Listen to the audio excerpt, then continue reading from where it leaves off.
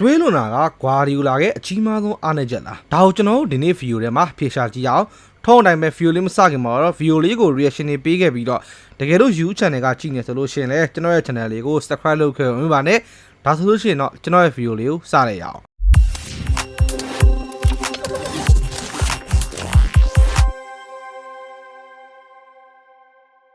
ဂွာဒီယိုလာရဲ့အသင်းကပြီးခဲ့တဲ့ Africa Final ပွဲစဉ်မှာဆိုလို့ရှိရင် Crystal Palace ကို 1-0 ဆိုတဲ့ result နဲ့ရှုံးနိမ့်ခဲ့တာဖြစ်တယ်။ဒီပွဲမှာထူးခြားတာပါလဲဆိုလို့ရှိရင်တော့ဂွာဒီယိုလာရဲ့အသင်းကကွင်းလယ်မှာ midfielder စစ်ဆိုလို့တယောက်မှမပါတဲ့အနေအထားမျိုးလို့ပြောရမယ်။ဒီဟန်မဟုတ်ဘူးနော် midfielder ဆိုလို့တယောက်မှမပါတဲ့ပုံစံမျိုးလို့ကျွန်တော်တို့ပြောရမယ်။ဂွာဒီယိုလာအနေနဲ့ဒီပွဲမှာသုံးမှုအတွက်သူ့ရဲ့ဒီက midfielder တွေဖြစ်တဲ့Rodri, Kovacic ဒီပလေယာတွေကိုဆုံးရှုံးထားရတယ်ဆိုပေမဲ့သူ့အသင်းရဲ့အရန်ခုံမှာဆိုလို့ရှိရင်တော့ Gundogan နဲ့ Gonzalez လိုမျိုးပလေယာတွေရှိနေဆိုတော့ကျွန်တော်တို့တွေ့ရလိမ့်မယ်။ Gonzalez ဆိုလို့ရှိရင် Guardiola ကပြီးခဲ့တဲ့ဆောင်းရာသီဈေးကွက်မှာယူရိုတန်း60တီပေးပြီးခေါ်ထားတဲ့ပလေယာလို့ပြောရမယ်။ဒါကို Guardiola ကဒီပွဲမှာ midfielder တယောက်မှမသုံးခဲ့ပဲနဲ့ Bernardo Silva နဲ့ De Bruyne ကိုပဲဒီ midfield မှာ rotation လိုပုံစံမျိုးနဲ့ကစားခဲ့တာကိုကျွန်တော်တို့တွေ့ရတယ်။ဒါကိုကျွန်တော်ရဲ့တူဦးတဲ့အမြင်ကတော့ဂွာဒီယိုလာရဲ့အတွေးလိုခြင်းကိစ္စလို့ပဲကျွန်တော်ကတော့မြင်တယ်။ဒါမျိုးဖြစ်ရမျိုးကဂွာဒီယိုလာအနေနဲ့တစ်ချိန်လုပ်ခဲ့ဘူးတဲ့။အဲ့ဒီပွဲကဘယ်လဲဆိုလို့ရှိရင်တော့ဒါမန်စီးတီးပထမဦးဆုံးအကြိမ်ချန်ပီယံလိဖိုင်နယ်ကိုတက်တဲ့2021ခုနှစ်ကချက်စီနဲ့ကန်ခဲ့ရတဲ့ချန်ပီယံလိဖိုင်နယ်ပွဲစဉ်လို့ပဲကျွန်တော်တို့ပြောရမယ်။အဲ့ဒီပွဲမှာ line up ကိုပြန်ကြည့်မယ်ဆိုလို့ရှိရင်ဂွာဒီယိုလာကတရားစီလုံးမှာဂွာဒီယိုလာက line up မှာတုံးလာခဲ့တဲ့ Fernandinho ကိုဒီပွဲမှာ line up အောက်ပြီးတော့သူ့ရဲ့ DN position နေရာမှာGundogan ကိုထားပြီးကစားခဲ့ရဆိုတော့ကျွန်တော်တို့တွေ့ရလိမ့်မယ်။ဂွာဒီယိုလာရဲ့ဒီပွဲအတွက်စဉ်းစားတဲ့ပုံစံကိုကျွန်တော်တို့လိုက်ပြီးစဉ်းစားကြည့်မယ်ဆိုလို့ရှိရင်ကျွန်တော်တို့ဒီပုံကိုကြည့်လိုက်ဒီမှာဆိုလို့ရှိရင် Chelsea က off the ball structure မှာဒီတူချဲရဲ့ structure အတိုင်းပဲ 5-3-2 shape နဲ့ cover လုပ်မယ်။ Jorginho ရဲ့ဘေးနားမှာ Kante Mason Mount ဒါမျိုး Warhorse နဲ့ပြန်ပြီးကာထားတယ်။အဲ့တော့ကြည့်မယ်ဆိုလို့ရှိရင် Chelsea ကဒီပွဲမှာ Man City ကိုဘောလုံးပေးပြီးတော့ကစားမှာဒါကို Guardiola ကိုယ်တိုင်ကလည်းသိတယ်ဒီပွဲမှာဆိုလို့ရှိရင်ဒါ Chelsea အသင်းကဘောလုံးပိုင်ဆိုင်မှုအရ40%ရှိခဲ့တယ်ဒါမျိုးအနေထားမျိုးမှာ Chelsea ရဲ့ကွင်းဘက်ချက်မှာပဲအဓိကဘောလုံးကစားမှာဖြစ်တဲ့အတွက်ကြောင့်မလို့ Guardiola ကသူ့အသင်းရဲ့ ball circulation ကိုပဲအများကြီးအားထည့်ပြီးတော့ပြင်ဆင်ခဲ့တာကိုကျွန်တော်တို့တွေ့ရတယ်ဒီအတွက်ကြောင့်မလို့ပဲဒီ ball circulation မှာပို့ပြီးတော့အားကောင်းတဲ့ Gundogan ကို midfield မှာထားပြီးတော့ကစားပြီးတော့အသင်းရဲ့ on the ball structure ဒီ attacking structure ကိုကြည့်မယ်ဆိုလို့ရှိရင်တော့ကျွန်တော် front line မှာဆိုလို့ရှိရင် De Bruyne ရှိမယ်ဘယ်ညာမှာဆိုလို့ရှိရင်တော့ Foden နဲ့ Silva ရှိပြီးတော့ wing ညာမှာဆိုလို့ရှိရင်တော့ Sterling နဲ့ Mahrez ရှိလိမ့်မယ်အသင်းရဲ့ DN ဖြစ်ကစားလာတဲ့ Gundogan ရဲ့ဘေးနားမှာဆိုလို့ရှိရင်တော့ Zinchenko နဲ့ Walker နဲ့က inverted လုပ်ပြီးတော့တွားပြီးတော့ကထားပေးလိမ့်မယ်အဲ့တော့ကြည့်မယ်ဆိုလို့ရှိရင် Man City ရဲ့ကစားပုံကoffensive အနေနဲ့ player 9ယောက်ရှိပြီးတော့ defensive အနေနဲ့ player 9ယောက်ရှိတယ်။ဒါက team structure ရပြဿနာမရှိဘူး။အဆင်ပြေလို့ကျွန်တော်တို့ပြောရမယ်။ဒါပေမဲ့ပြဿနာကဘာလဲဆိုလို့ရှိရင်တော့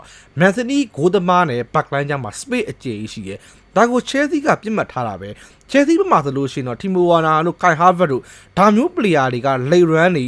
well time run နေ behind the line run နေအတော်လေးကိုကောင်းတဲ့ player တွေဖြစ်တယ်လို့နောက်မှာရှိတဲ့ Jorginho တို့ Mason Mount တို့ကလည်းချစ်က player 2ယောက်ကပြည်တန်းချောင်းတွေကိုဘောလုံးတွေကွက်တိချပေးနိုင်တဲ့ player မျိုးတွေလို့ကျွန်တော်တို့ပြောရမယ်ဒီ player တွေရဲ့အားသာချက်နဲ့ပဲ Chelsea ကသူတို့လိုအပ်နေတဲ့အနိုင်ကိုရသွားခဲ့တာဖြစ်ပြီးတော့ဒီဂိုးနဲ့ပဲ Man City ကလည်းသူတို့ကပထမဆုံးချန်ပီယံလိဖလားကိုလွတ်လွတ်ခဲ့ရတယ်အခုပြီးခဲ့တဲ့ Africa Final ပွဲစဉ်ကိုကျွန်တော်တို့ပြန်ပြီးကြည့်မယ်ဆိုလို့ရှိရင်လေ Guardiola စဉ်းစားတဲ့ပုံစံကျွန်တော်ဆက်ပြီးတော့ကြည့်မယ်ဒီမှာကျွန်တော်တို့ကြည့်မယ်ဆိုလို့ရှိရင် Man City ကအဲ့ပွဲမှာကစားခဲ့တဲ့ on the ball structure ကိုကြည့်မယ်ဆိုလို့ရှိရင်တော့3-5-2 set နဲ့ဆိုတော့ကျွန်တော်တို့တွေ့ရလိမ့်မယ် backline မှာဆိုလို့ရှိရင် DS Gvardiol အကန်ကြီးရှိတယ်ကျွန်တော်တို့ white CBJ အနေနဲ့ Gvardiol နဲ့အကန်ကြီးကိုသုံးထားတယ် player profile ရလဲမှန်ကန်တဲ့ချင်းကပ်မှုလို့ကျွန်တော်တို့ပြောမှာဖြစ်ပြီးတော့ central center back မှာဆိုလို့ရှိရင် DS ကရှိတယ်ပြီးလို့ရှိရင်ရှေ့မှာညီရှိနေတဲ့ Haaland ဘေးမှာဆိုလို့ရှိရင်လည်းမာမုတ်ကိုထားပေးရတယ်ဒါကဘာလို့ထားပေးလဲဆိုလို့ရှိရင်တော့တစ်ဖက်မှာ Crystal Palace က CBE ပဲ3အောင်ထားတဲ့အနေအထားမျိုးမှာ